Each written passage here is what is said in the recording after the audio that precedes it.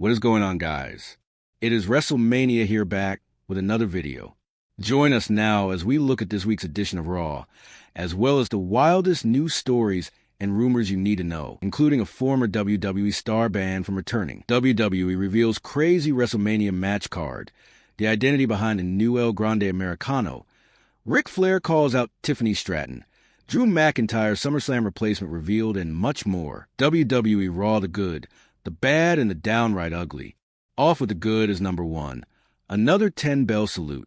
A WWE did open up with another tribute to WWE Hall of Famer Hulk Hogan. This time the tribute was joined by the Raw superstars on stage, as well as Hogan's son Nick and his wife and Eric Bischoff. And we got to admit the tribute was very touching, and WWE did an excellent job in giving Hogan his final send-off from WWE. Kind of surprising that they put CM Punk at the front, right? They even had El Grande Americano pay tribute. Number 2, mixed tag action. Mixed tag matches are rare in WWE. However, last night WWE made the exception. WWE delivered AJ Styles and the Kabuki Warriors versus the Judgment Day, and it was wildly entertaining. WWE should look to deliver more matches of this nature, especially involving top names, as they offer something completely fresh on a weekly TV product. Number 2, Punk shines. A WWE needed to hit a home run when it came to the final build to CM Punk versus Gunther for SummerSlam. The build has virtually been non-existent, but this is predominantly down to the lack of TV time between the prior event and SummerSlam. With that being said, Punk's promo last night on Raw truly set the tone of the entire match. Punk explained his motivation for wanting to become world champion again, and Gunther, as always, was the perfect villainous foil. Number 3, a new character tease. Bayley's recent work has been settled, but expertly done.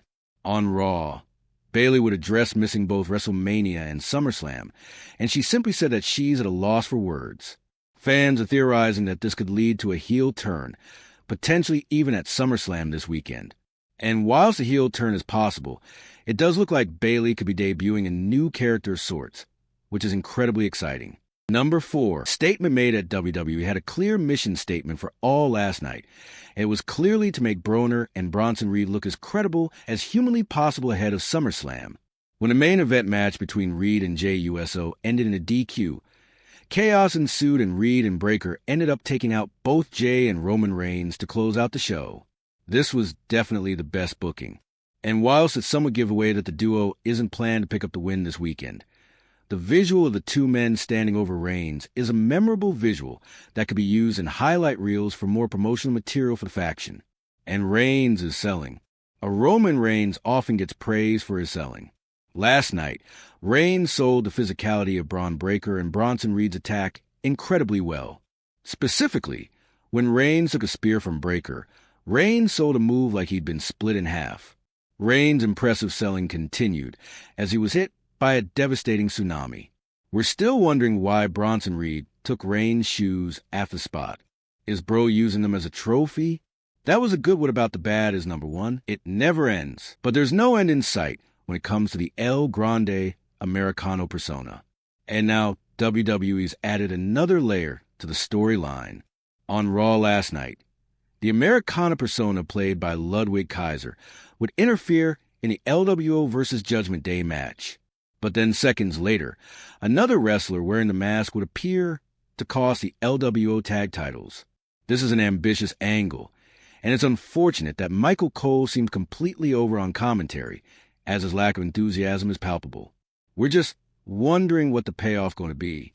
Is it El Grande Americano versus El Grande Americano versus El Grande Americano at WrestleMania 42? Winner gets to keep the gimmick. While there's nothing downright ugly on this week's show, the show did a solid job moving forward with the major storylines ahead of SummerSlam this weekend. Another beautiful tribute to Hulk Hogan. And hopefully SummerSlam delivers after a somewhat disappointing WrestleMania back in April. What do you guys think of the red brand this week? Let us know in the comments down below. Now, let's move on to the news. Our first story looks at former WWE star banned from returning. A former WWE star banned from returning. Now, our top story today takes a look at the latest when it comes to a potential WWE return, Ori Bella. And it looks like the former Divas champion could be outright banned from making a return to WWE television.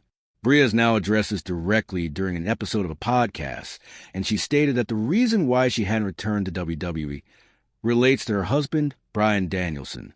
Due to Danielson being a contracted AEW talent, it provides a significant roadblock for her. When I've been on red carpets or in interviews, there's one question I constantly get asked, and it is, when will we see you back in the ring? As if I have that power.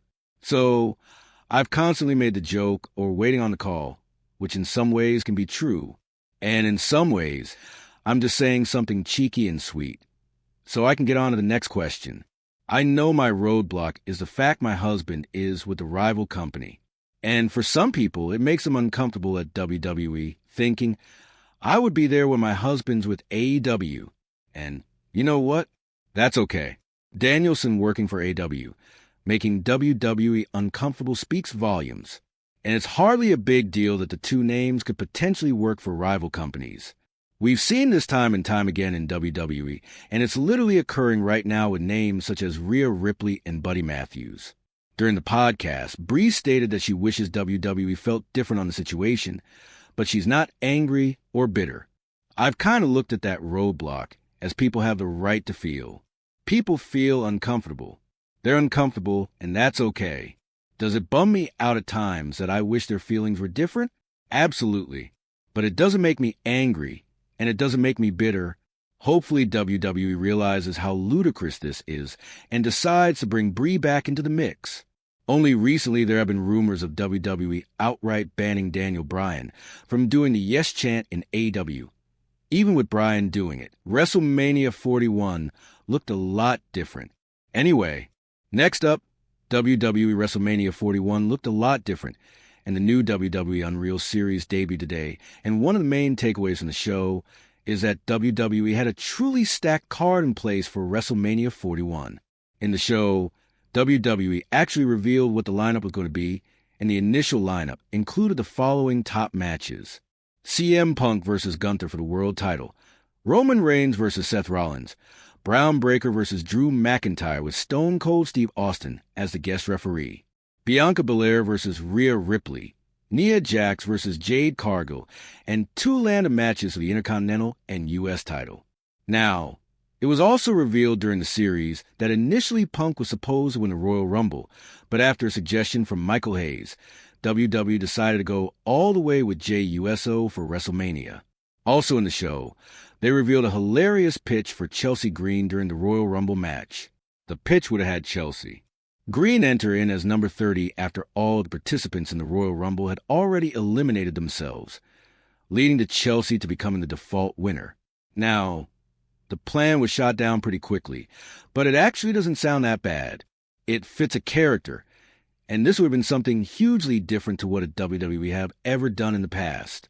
Next up, WWE almost delivered shock title change. Delivered a shock title change. Now, the WWE Unreal Series also gave fans an inside look at the inner workings of WWE. And it was revealed during one of the episodes that Kevin Owens almost won the WWE title at the 2025 Elimination Chamber. According to The Rock's longtime writer, Brian Goit, one of the plans was to see Cody Rhodes turn down The Rock's offer to sell his soul, and then The Rock booking an impromptu matchup that would see Kevin Owens becoming champion. We proposed their Elimination Chamber, Cody turning down the final boss. That was going to lead to the final boss making an impromptu title match right then and there. That resulted in Kevin Owens, who'd been in a storyline with Cody during that time, leaving with the championship. Kevin Owens winning the title wasn't the end goal. The takeaway was whatever it is we do, it needs to be seismic. That's the big question, that this would have been insane and would have been a unique way to generate buzz just before the biggest show of the year. Next up, Drew McIntyre. Drew McIntyre's SummerSlam replacement revealed. SummerSlam replacement revealed.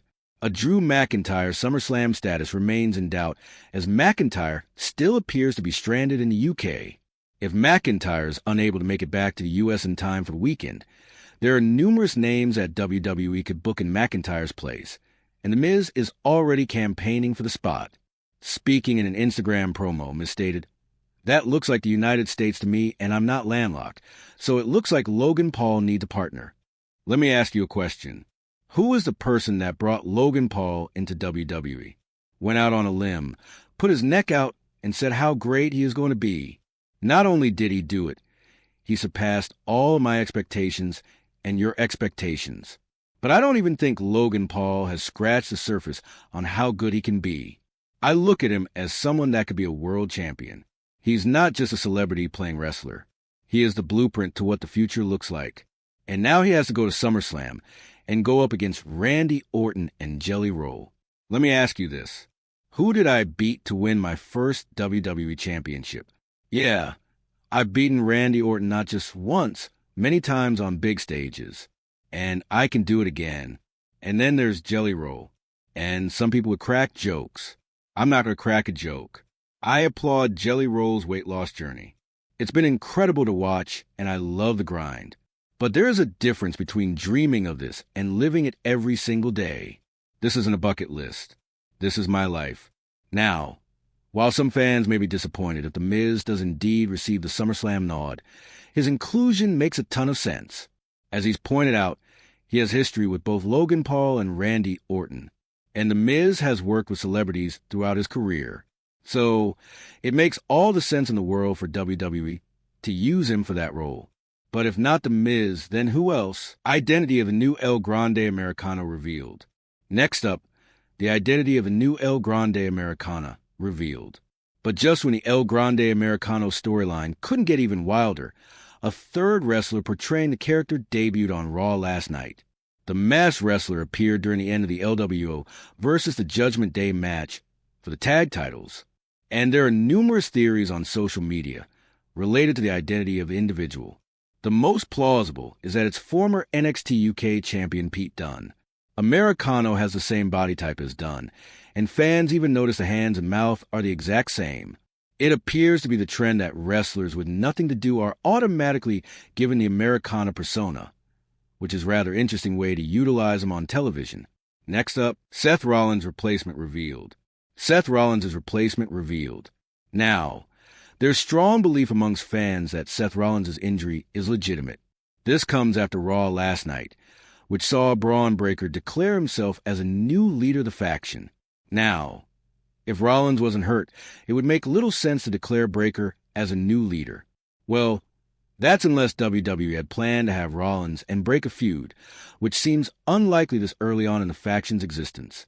However, there's a case to be made that Seth Rollins is not injured. But be sure to tune in to our SummerSlam Rumors video. Ric Flair calls out Tiffany Stratton. For that one. Next up, Ric Flair calls out Tiffany Stratton. Ric Flair has finally commented on the infamous angle between Tiffany Stratton and Charlotte Flair. In a promo segment on the road to WrestleMania this year, both women went off script and Stratton decided to reference Flair's personal life. And now the Nature Boy has made his thoughts on the segment very clear. And during an interview with Ariel Helwani, Flair stated that he's embarrassed for Stratton and he labeled her personal insults. It's cheap. I'm embarrassed for her. I'm not going to say anything else. That was the cheapest stuff in my life. Whatever it was hurtful. If it was a shoot, that's even worse. That's something you don't joke about. The segment between Flair and Stratton played a key part in one of the episodes of WWE Unreal. And Triple H even made Tiffany Stratton apologize to Charlotte Flair after the jab. He mentioned on the series. So, I need Tiffany to understand that's obviously not how we do this, right? So, she needs to apologize to Charlotte, and they need to get on the same page. Next up, Kevin Nash lashes. Kevin Nash lashes out at people making fun of Hogan's death. Now, on his podcast, WWE Hall of Famer Kevin Nash commented on the passing of his former NWA stablemate and friend Hulk Hogan, and he's had enough of people disrespecting his death. I know Nick and his dad were super tight. They spent every day together. For the people who want to go after Hogan for doing this or that, you know what? How about Effie Man? He's dead. How about his kids, man? Can you just lay off the man? Ain't nothing going to change now. It's sensationalism. It's I never liked him anyway. Who gives a F? Think about his kids. Think about his friends and his family. And if you don't have anything good to say, Shut the F up. Do you guys agree with Kevin Nash? CM Punk wants MCU role. And finally, CM Punk won an MCU role. Our final story today takes a look at a new interview from CM Punk, who's revealed he wants to join the MCU. Punk has delved into acting over his career. And in an interview with Film Seal, the WWE great revealed he would love to play the Punisher in MCU. Who would I play? I'm a big Punisher guy. I think it's a black and white world when you're the Punisher. That would be fun. Not that John Bernthal does a bad job. Punk has extensive history with Marvel, as he's previously written numerous comic titles focused on an array of popular Marvel characters,